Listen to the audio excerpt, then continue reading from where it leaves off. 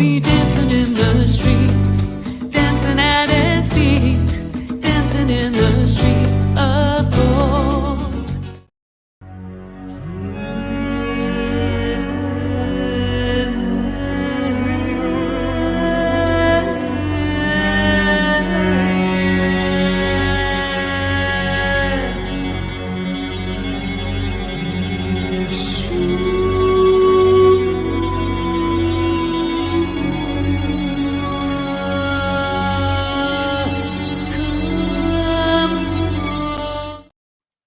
Welcome to Newscasting Ancient Times. I'm Sandi Craig. On behalf of the LAMB Network, I'm here with Mark David Smith to bring you Brit Hadashah accounts as though they happened today. As though they happened today. Well, welcome everybody. I trust your week's been blessed and you've been a blessing to everyone you've come in contact with. Sandi, I finally got to go out and spend some time with Yeshua's Talmudim. It was quite encouraging and, well, different in a, sorry to be so... Incoherent? Yeah, that's it. No. I'm sorry, Sandi, but I guess I haven't quite put it all together yet. Needless to say, and for a lack of a better way to express it, but the best way to describe my time with them was, well, let's just say spiritual, maybe spiritual. Yeah. Well, I have read your report. Yeah.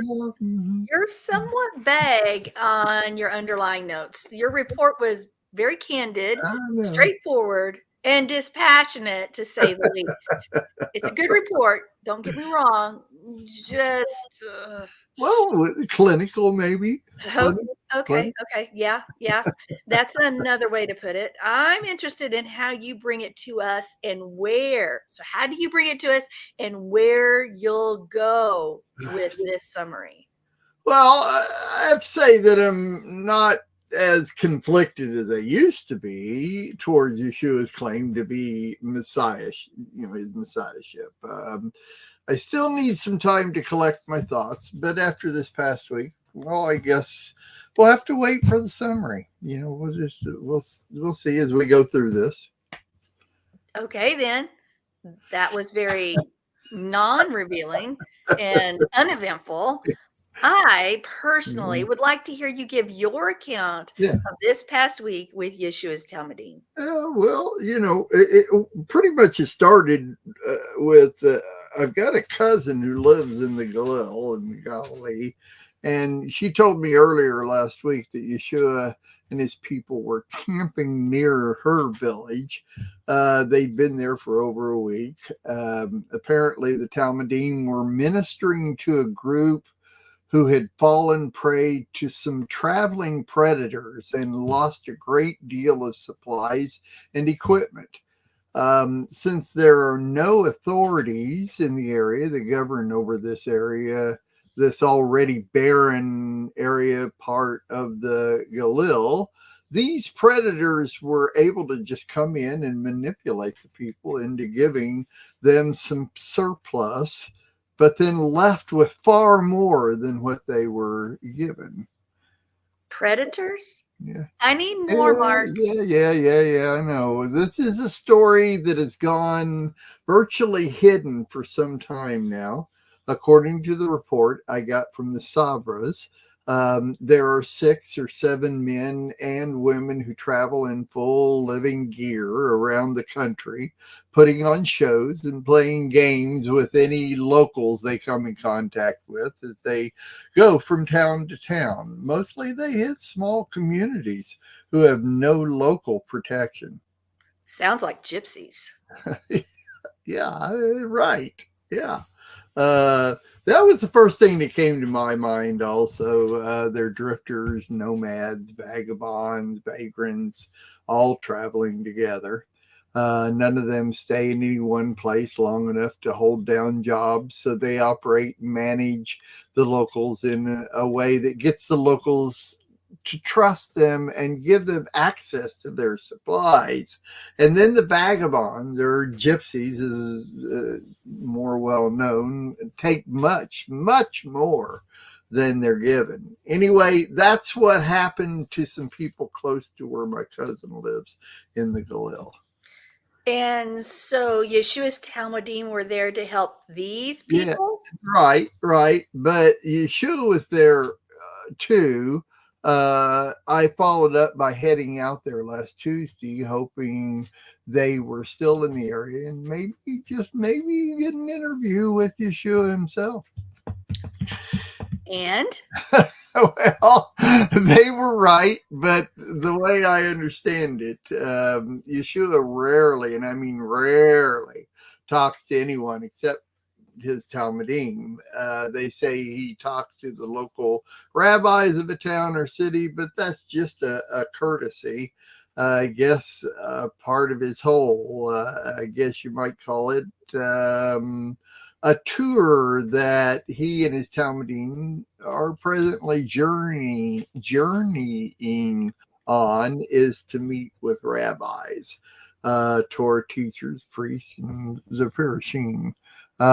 From what I've learned, Yeshua does not meet with the Sadducees.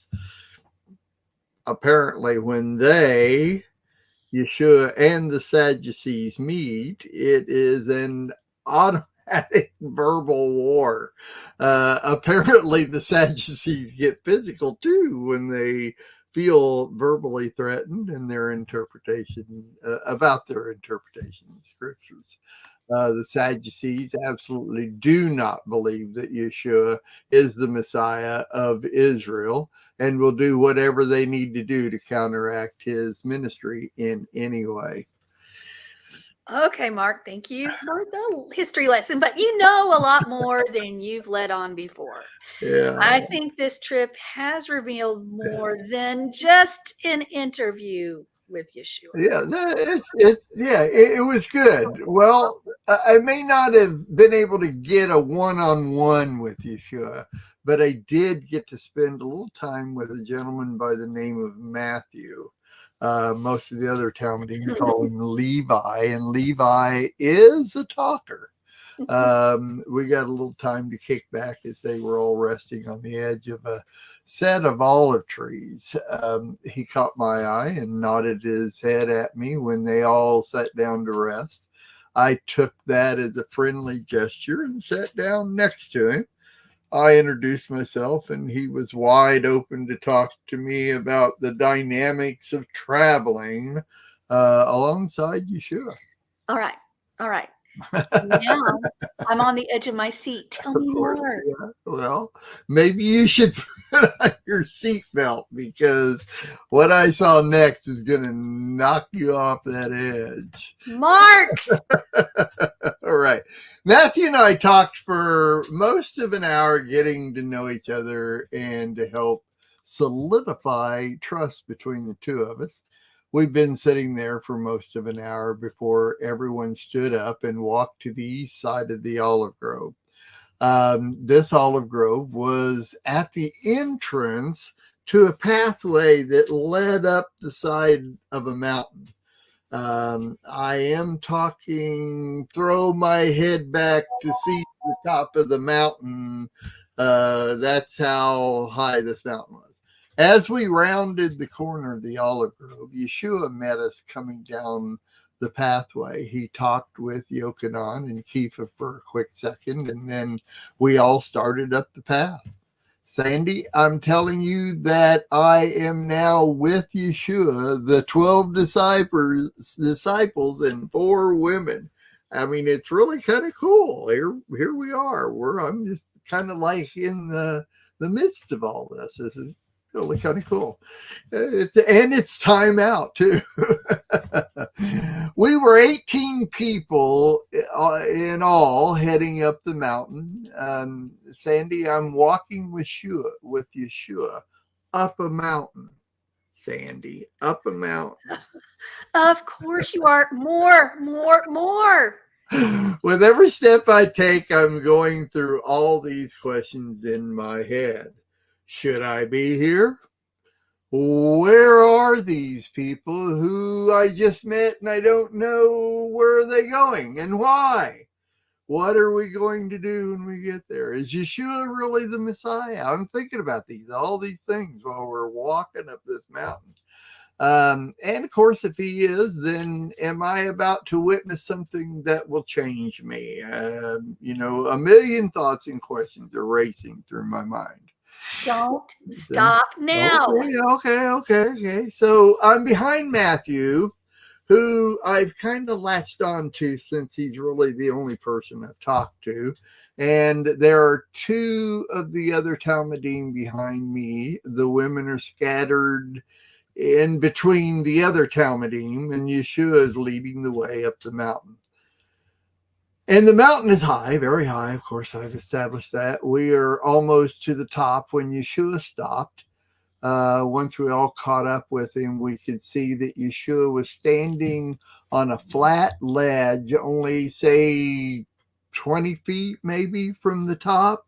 Not exactly level, but flat enough to rest on after a huge climb. We all instinctively just sat down. And hey, I'm still catching my breath after that massive climb. Give me a break. You're going to catch my hand upside the back of your head if you don't go on with this story. Violence, Sandy. Do we need to talk? Mr. Smith? Okay, as we all sat resting from the walk, Yeshua took Kefa Yaakov and his brother Yochanan to the top. None of us could see anything they were doing once they reached the top. Within minutes, we could see a cloud formation hovering over the whole top of the mountain. The cloud engulfed the whole top and even came over the sides almost to where we were sitting. This lasted at least 20 minutes as we all sat in anticipation of what could happen next. I was shivering in suspense as Matthew came over to comfort me. I asked him if this kind of thing happens often and what exactly is happening here. Matthew chuckled and said there is no way he knew what was happening and that, Yeshua meets with God every once in a while and the earth shakes a little, but mostly it's no big deal. I responded, no big deal. What? I mean, even this right now, the clouds coming over the top of the mountain, pretty big deal, Anyway, then as we were talking, a bright light within the cloud practically blinded us all. Immediately, we lay prostrate on our faces and prayed.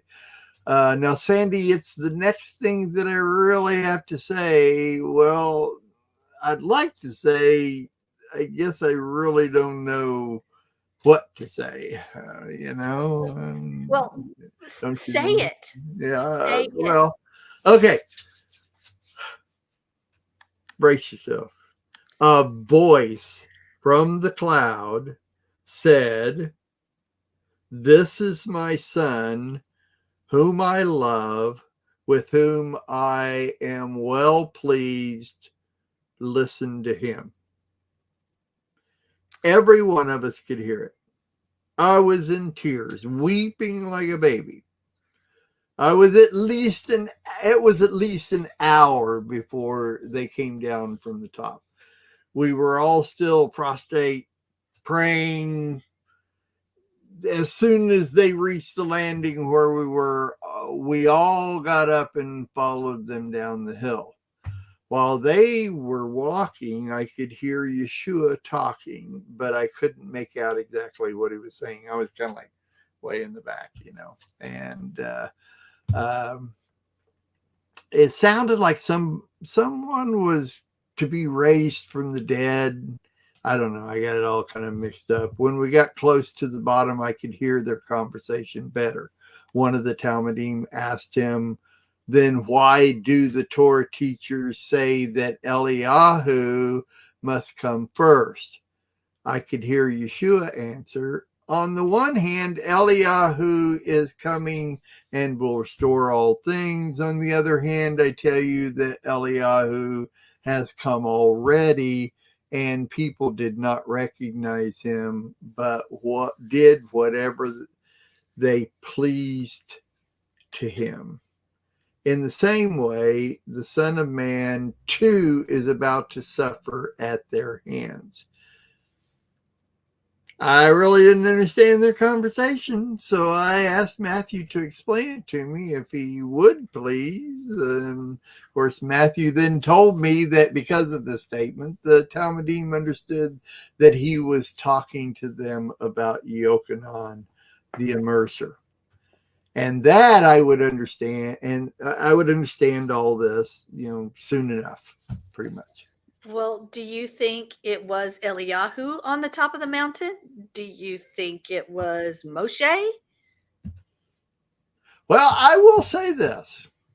I do believe it was the voice of God. That was my first thought too, but the voice said, "This is my son." I know. A voice in the bright light and cloud you could hear over the side of the mountain, Mark. A voice was talking about his son. Yep. I absolutely cannot say, Sandy, but it was a massive booming voice. I mean, I didn't see them carrying a microphone and an amplifier with them or anything, so, I don't know. There wasn't like a concert going on up there or anything, so, but, it was a massive booming voice at this point. And with what I've just been through, I say it was God. I don't know about any Eliyahu or Moshe, but I do know that I just literally heard God. What do we do now, Mark? I don't know what I did then.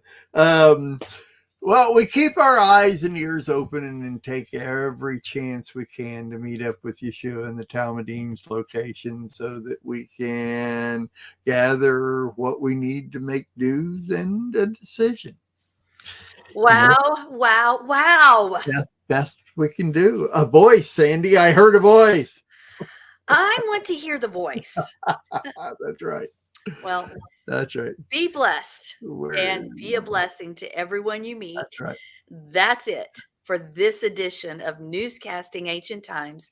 I'm Sandi Craig. And I'm Mark David Smith. Shalom.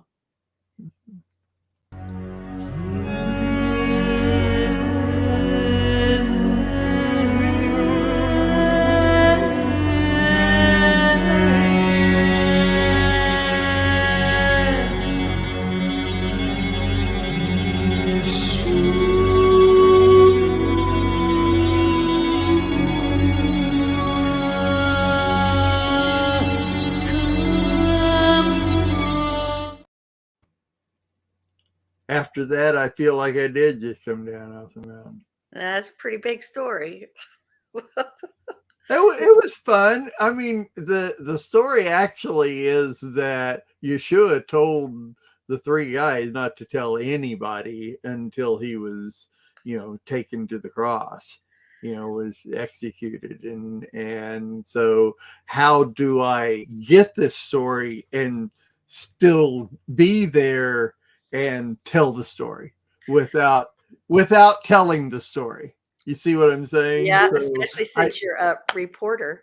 Yeah, it's kind of like, you can be there for part of the story, but anyway. So I kind of labored over that one, but I didn't want to just skip past it, so I let it. I loved it. It was great.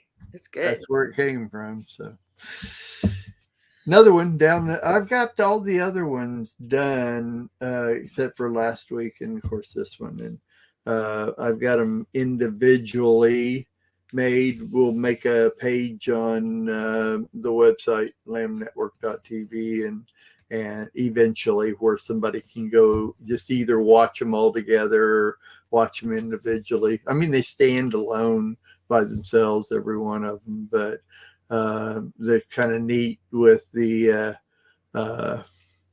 the bottom part. I put a bottom part like you're watching the news, and they have the That's ticker cool. in the bottom and A everything. ticker. A Yeah. ticker. Yeah. Well, kind of telling what we're talking about, that kind of stuff. That's fun. That's neat. Yeah, it looks really good. I don't know if I can find. I know I can find it. I just show you one real quick. They look so cool and finished. So I'm just gonna pick one right here, and let's see. And so I'm gonna put it up on the stage.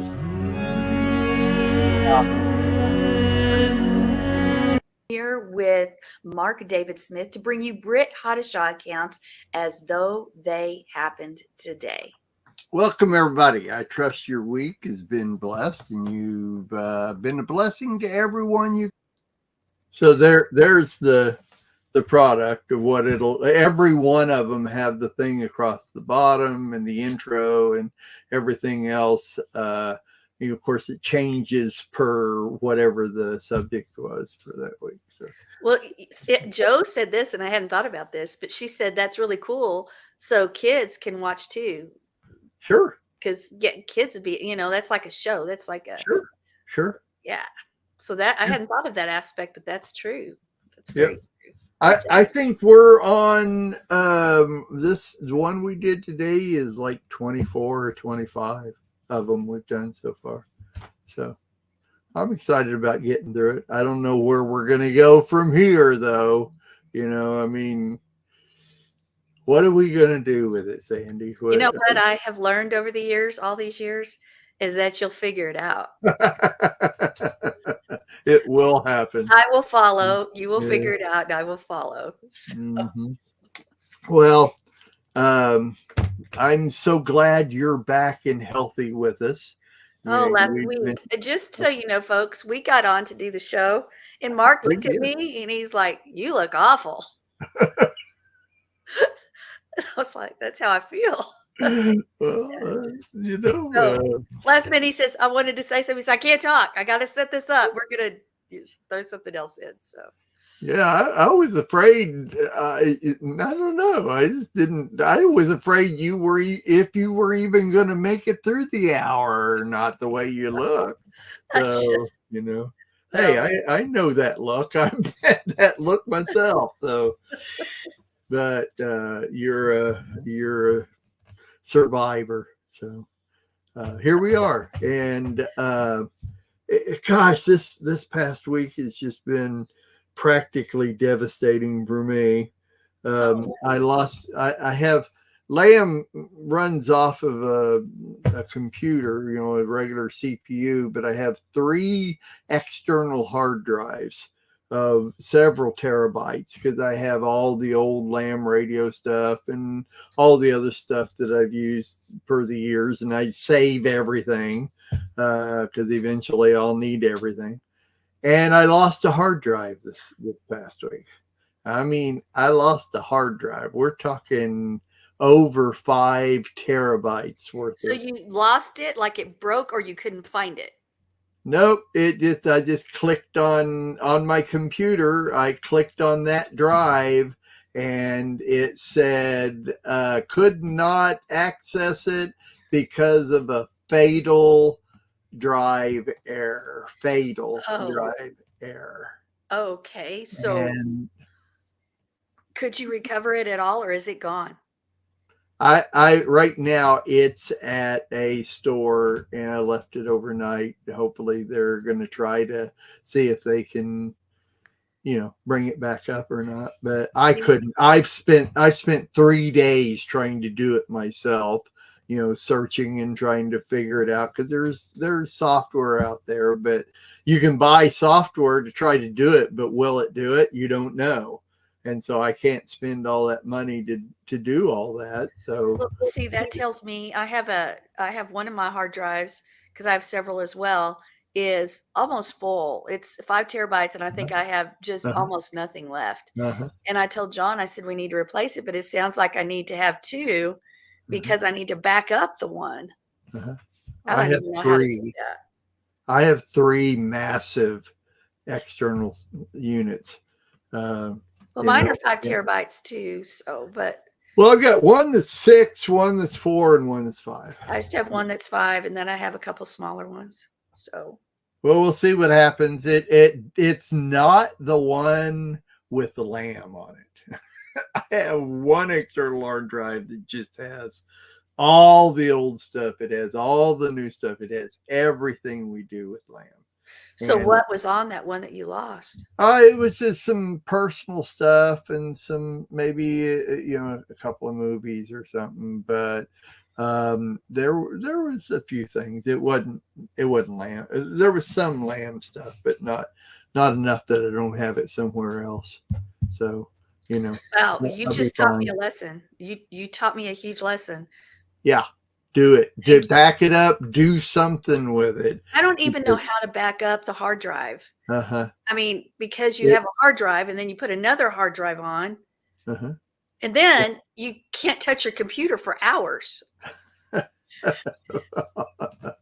Well, Yeah. it would. I mean, if it's vital stuff, like for instance, my E drive is all of lamb, it would be worth the money to spend $100 because that's what an external hard drive costs, is give or take $100, and to back all that up. Because if I lost my E drive, lamb wouldn't be done, but there'd be a lot of stuff that isn't there. So. Oh, and see, that's what the one that's big, my 5 terabyte one is all full of the shows. Uh-huh. It's Yeah. full of, yeah, all of Life of Worship messages and shows. And Yeah. for the last, how long? 10 years, 11? No, more than that, 20 years. Yeah. I have to think. So we started Life of Worship in September of 2005. So almost 20. Yeah. Yeah. I mean, I've had mine for a long time too. Anyway, let me tell you what, once it goes out and if you can't recover it, it goes. Okay. Well, I know one of the things I need to do this week. Thank you, Mark, for letting me know, because I do not want that to happen. It was Yeah. hard enough, folks. I didn't lose my phone because of my granddaughter. My phone crashed on the asphalt with my hand on top of it, so it was pressed in. So I lost everything. They could recover nothing from my phone. And so all my appointments, my pictures, my texts, I had all sorts of things that were lost, and they're gone. It's gone. Uh-huh. Yeah. So, and like I had a whole bunch of pictures I hadn't downloaded from texts because I was going to do it some other time. Uh-huh. Yeah. Yeah. So So back things up. There's our lesson.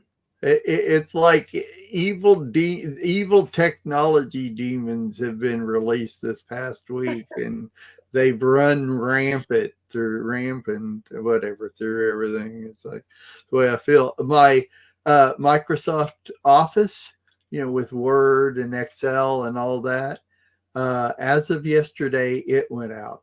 I can't open my files. There's something, it says there's not enough memory or this. I've got more than enough memory. I've got everything I need, and all of a sudden it's not working. So I mean, like our script for this morning is on Microsoft Word, and I couldn't bring it up. Well, because I have 5 monitors here and a laptop, I was able. My laptop will bring it up perfectly fine. Microsoft Office is working perfectly. It's just not working on my main computer. So to get the script, I had to open it up on my laptop and take one of my monitors and put it into the laptop instead of the regular computer so that it would show up the script so I could read it. Wow, you're right. Stuff I'm is telling going you. on.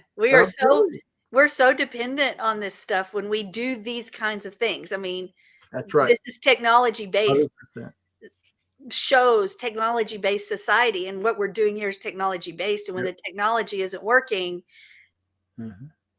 yeah, yeah. See, I'm just, it's amazing. But at least I had this extra, this way I could just maneuver it around and make it work. A lot of these things I can make it work. It's just a pain in the butt to have to do it a different way. Now I have to have two mice just so I can go between one and the other and do all this and make it work. Wow. And laptop. I'm not complaining. Nope, I'm not complaining. I love my life. Anyway, that's the way it goes. So have you got a topic for the second half? We do. Our topic is, are you good? Am I good? That's the topic. The whole thing's about me being good or not? Well, you can take it as personally as you want to. All right. Let me give you an introduction. We'll be right back.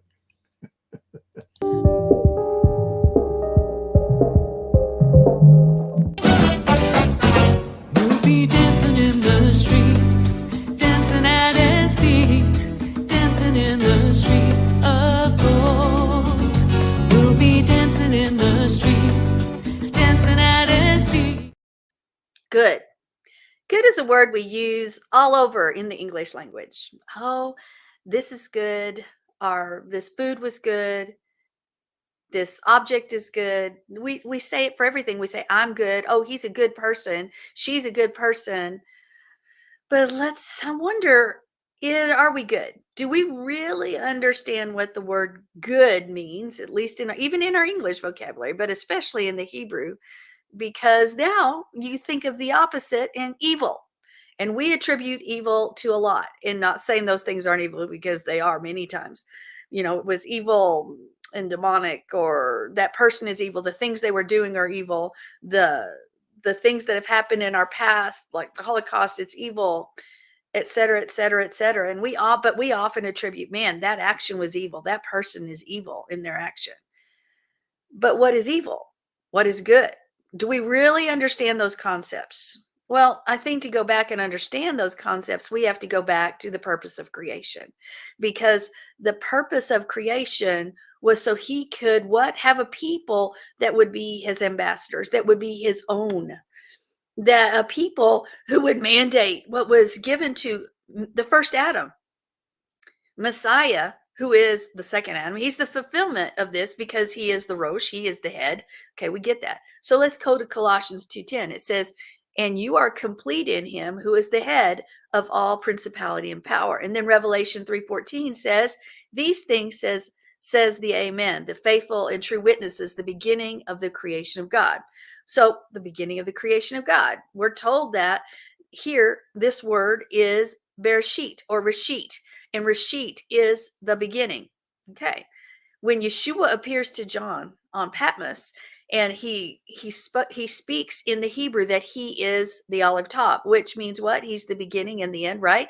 So, but we understand that it's representative of the Word of God. He is the Word.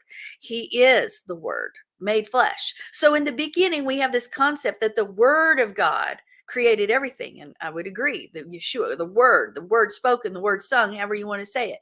So then let's jump over to Revelation 3:10. It says, by him, all things were created, were in heaven and earth, visible and invisible. We can go on from there. So if we're trying to understand the source from which creation emanates, well, where does it emanate from? It emanates from Yah. It emanates from the Word. It emanates from Yeshua. So it's like, but when we really try to understand it, it's like trying to understand the Creator himself. We don't have it all figured out. We don't have all his word figured out. We don't. So how did he create? Bottom line is, I think it's very clear that he created by his word. So what's the principle here? When his creation, when his many creations function in their purpose, when they are where they're supposed to be, doing what they're supposed to do, it's good, because that's what he says. He says it in the creation week. It's good, it's good, it's good. But it's when creation is functioning in its purpose at the very beginning, when it's doing what it's supposed to do. Light was separated, day was separated from night, light from darkness, right? We get that. It was good. We see the waters were gathered, and all the things, the seeds, the trees, all the green things, they were good.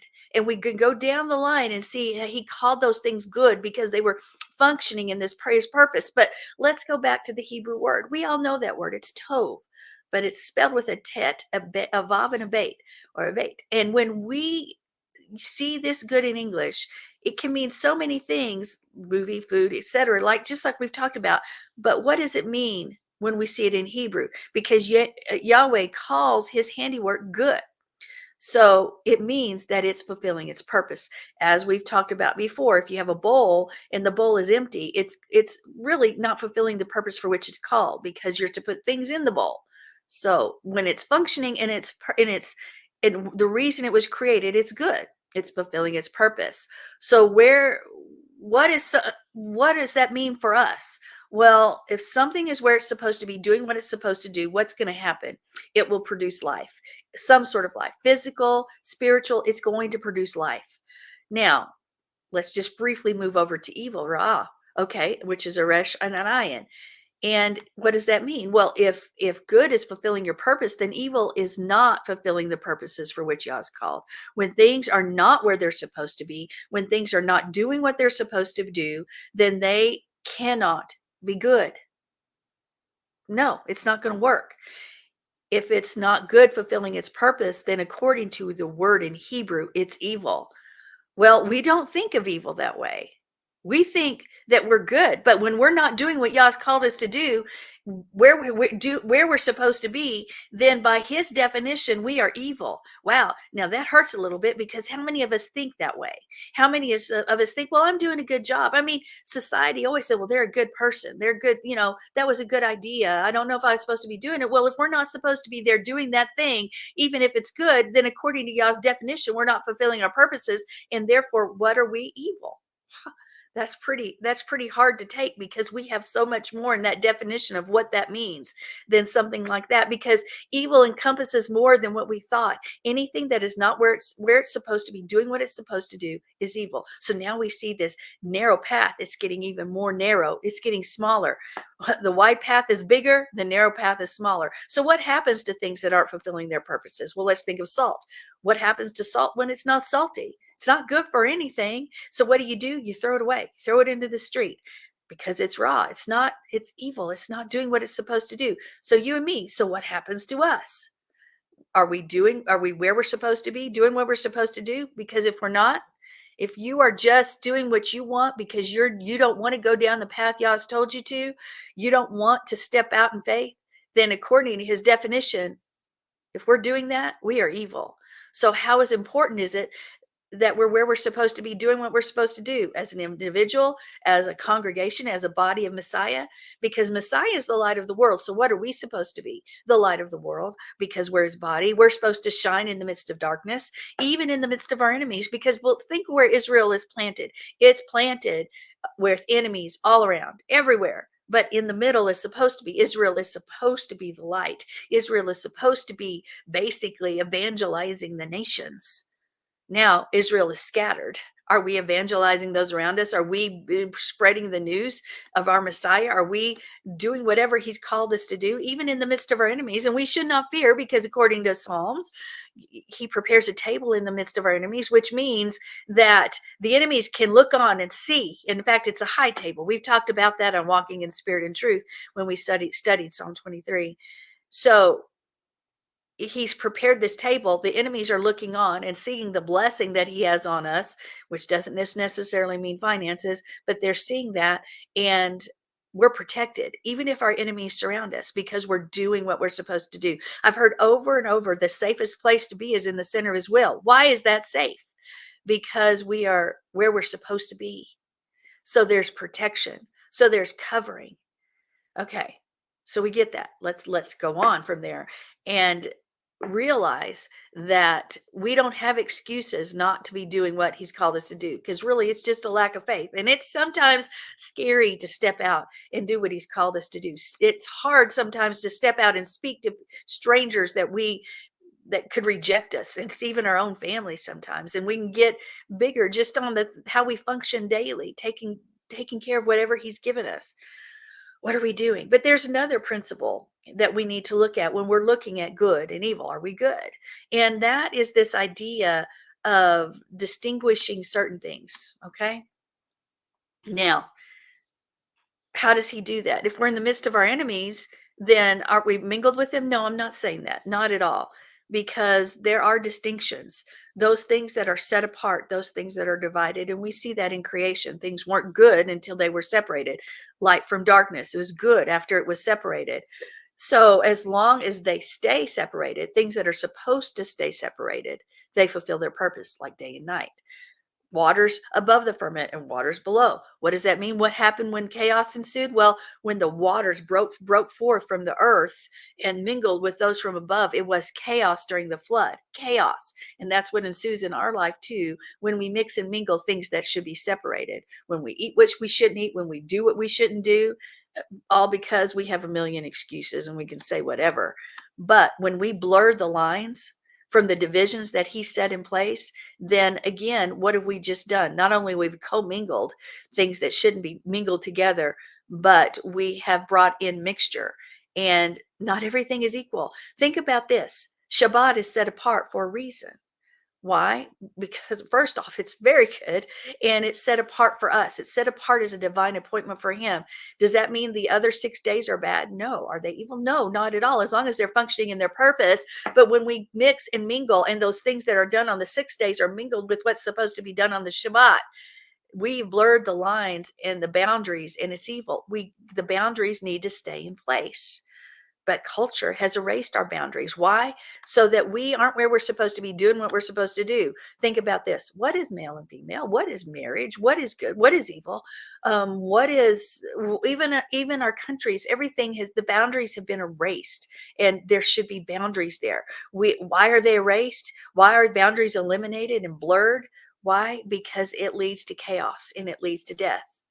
So, by the same token, we're all different. We all have talents. We all have giftings, but we're all not supposed to be doing the same thing. If we think we should be acting just like Brother Joe or Sister Sue or whatever, and when we're working and acting, it should be just like them. No, because we are all created differently, and things aren't always equal, but they're still, if they're functioning in their purpose, it's good.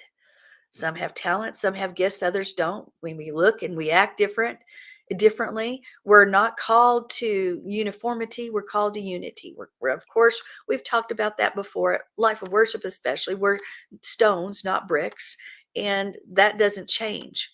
But what we do have to consider is, are we blurring lines and trying to function in an area where we're not supposed to function?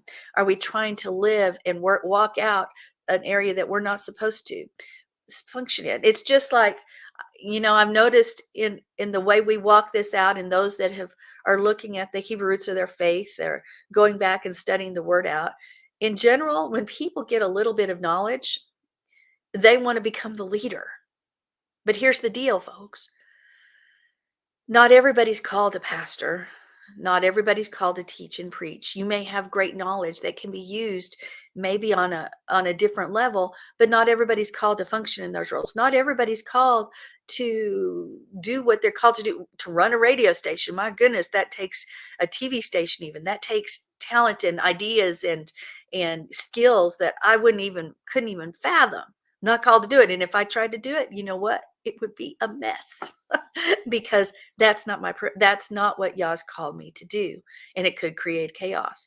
And that's what I see. And we remember that those that want to jump up and be a teacher or a preacher or whatever, they're held to a higher accountability level. And I can tell you as a pastor, I see that all the time.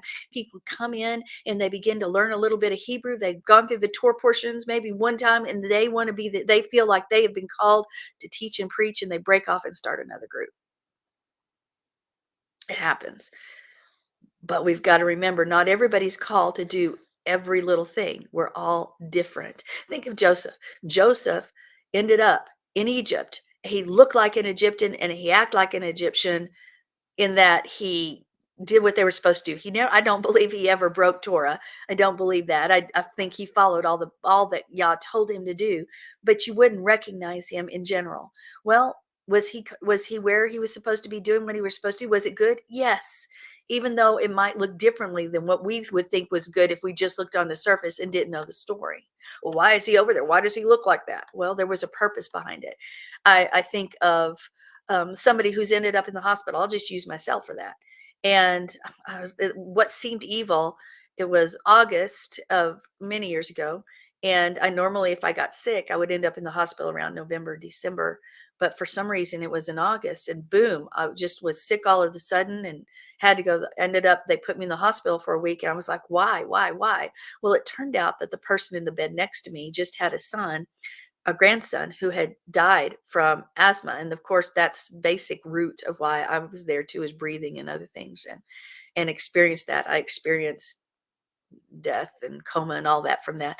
And so I quickly figured out that though the purpose seemed, or the incident seemed evil, it really wasn't. I was where I was supposed to be, doing what I was supposed to do, because Yah had another plan in place for me to minister to somebody else. So it may not have been what I thought, but he was using that thing that most would call, well, it's evil that she's in the hospital for a week. No, it was good, because there was a purpose that I needed to fulfill. Well, are we fulfilling those purposes? Are we calling things evil when they're God ordained and he put them there for a reason and a purpose? Those things we need to ask. Are we doing what we're supposed to do? Are we sort of just functioning in what we want to do? Are we sitting on something that Yah's given us because we don't want to step out, or because it's uncomfortable? Are we absolutely saying, yeah, I'm going to do what I'm going to do this thing, but I'm not doing it right now. Right now, I'm doing this my way. All of those things, when we have our excuses or whatever they may be, that means in definition, we are functioning on the evil side, not good. So are we good? That's a good question to ask ourselves every day. Are we functioning and doing what he's called us to do? Are we blurring lines? Are we trying to put on somebody else's shoes? Are we trying to walk in uniformity? Are we walking just in unity? Think of the tabernacle. The tabernacle has many parts. The temple has many parts, many parts. But the tiniest little parts, the clasps and things, were good. They were good. They may seem small, they may seem insignificant, but they were good because they were functioning as they were supposed to function, holding everything together. They were separate, they were different, but they were functioning in their purpose. We can't minimize the purposes for which he's called us. In our eyes, they may be small, they may be huge, they may be challenging, they may seem impossible, but if he's called us there, if he's called us to do this thing, if he's called us to be this thing, then it's good, and he's going to make a way. And it's the safest place to be because we're in the center of his will. But all these things that we're doing, though they may be good, if he's told us to do something else, we're still functioning by his definition in evil. So it's a hard lesson to take in, because it's easy to blur the lines. It's easy to do things that are comfortable and what we want to. It's really easier. I want to do this. I want to do that. I don't want to. But our heart's desire, I hope, as a people, as people that desire to be the bride of our Messiah, is to be tov, to be good. So that means, folks, we need to examine what we do in our lives, everything we do, everything we think, everywhere we go. Are we where he wants us to be, doing what he wants us to do, saying what he wants us to say? Because if we are, then the answer is we are tov. Mark. If I can find where I'm at. I got nothing to add to all that. I got nothing to say more than that right there. I'll take us in a little bit different direction, and let me take us to perceived good and evil. In other words, a lot of times you talked about a lot of variations in that. I'm along the edge of, there are so many things that I perceive as good that I don't know what's behind what it is. Let me tell you a quick little story. And I watched a show a couple of days ago, and the scenario is these two men work together and they don't really know each other very well. So one of them invites the other over to his house for supper and drinks. So this guy and his wife show up at this guy's house, and they meet his wife. He has like 5 kids that are all, immaculate, and they're very well, spoken, and they look great. The house is great. Everything, they go in, and the kids go to their room, but the adults go into the other room, and they're sitting there talking. Everything's good. Everything's great. And then the guy where they're over to their house goes in the other room and puts a record on. And they're sitting there just all kind of talking and everything. All of a sudden you hear this person talking in German. And it's very soothing. It's very nice. You don't understand a word this person's saying. And they're just talking along, but it's kind of like, well, hey, if you got any jazz to put on or something else, I said, nope, we're going to play this. And so the guy's playing this guy talking in German, and it just builds and builds. And pretty soon this guy is like very emphatic in what he's saying and everything. And they asked the question, the other couple asked the question, so is this Hitler? And the guy says, yeah, it's Hitler. And it's like, why are we listening to Hitler? And so the guy explains his story as, when I was growing up, my mother, and of course this is a period piece, so this was actually about 50 years ago, and so it was even earlier. So his mother, I guess, was a communist, and she listened to Hitler, and she had a record of Hitler's speeches.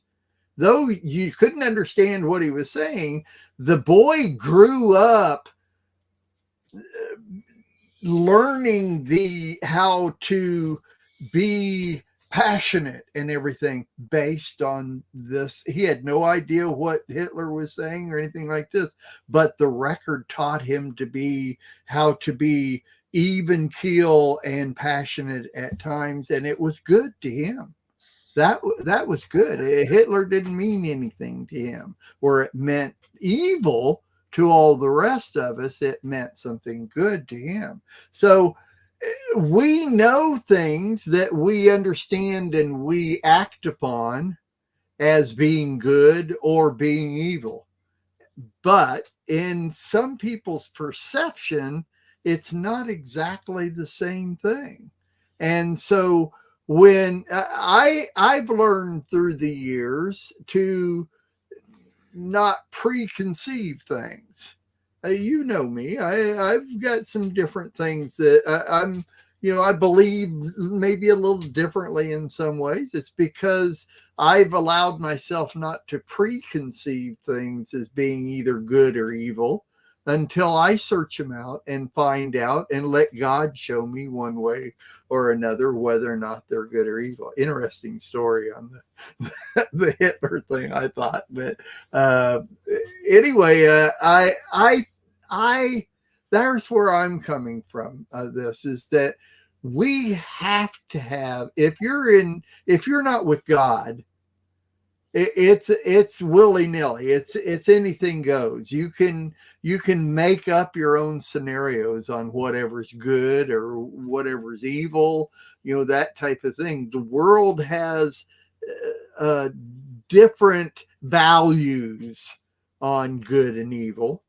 than we do, where we let Torah influence what we know to be good and evil, because we accept that. Even though it's a heart thing, it's something that we kind of already know in our hearts, but some people are raised with different, like this guy was raised with his mother, liking Hitler. That type of thing doesn't mean he's a communist. It's just, we're raised with different perceptions on things, and we have to look at those things. I don't know how to verbalize it any different than that. But with me, I've tried to stay back and get all the story before I know what's good or evil, that type of thing. I don't know. I don't know where to go with that any different. Your whole spiel was so good and so encompassing that I couldn't, think any different. But I think the encouragement is that we need to self-reflect a little bit in what we do, because if we are a set apart people, then we are to be doing his set apart things. And as you said, our lives are guided by Torah. What is the Torah? Our lives are guided by Yeshua, the Word, which is the Word made flesh, Torah, from the beginning to the end, the light that was before the fourth day. And I think we all too often, and this includes myself, do things that seem good, but maybe we shouldn't be doing them, or maybe we shouldn't be doing them at this time. And if we really look at what Yah says, if we're not functioning in our purposes every day, then no matter how good something is, we're functioning in evil. And that's why I think when you look at terminology like that, I think if anything, this word today should just make us be self-reflective every day. Yeah. Because we need to. We should be anyway. But it's hard to think, well, a bowl is evil. Well, according to Yah, if it's not, and Brad Scott gave the bowl example. So I'm copying him on that. He said, if the bowl is not full and it functioning at this moment, then it's evil according to the word, because it's not functioning what it's supposed to do. So I always remember that. I heard that so many years ago from Brad Scott. And you can use it with anything, a pool, us, right. But that especially goes for us. Right. If we're not functioning in our purposes, we are evil.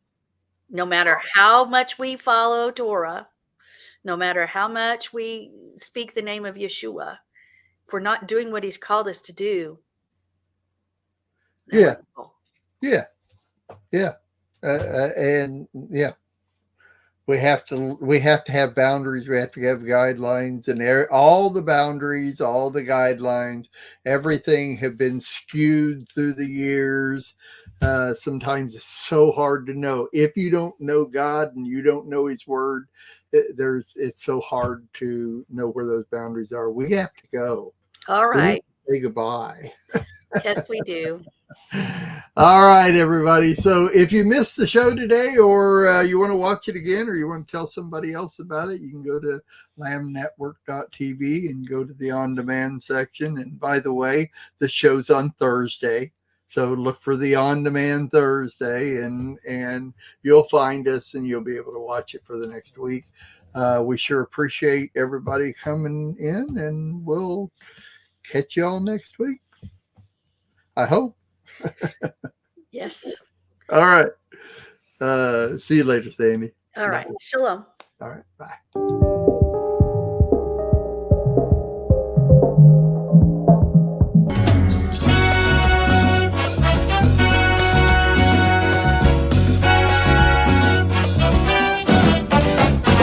We'll be dancing in the streets, dancing at his feet, dancing in the streets of gold.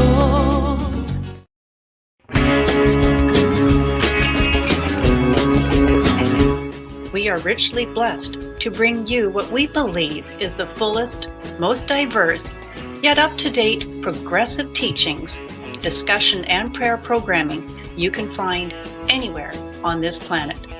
Be sure to take the tour of the MessianicLambRadio.com website. I'm Susan Hoogie, thanking you for joining us on the Messianic Lamb Video Network.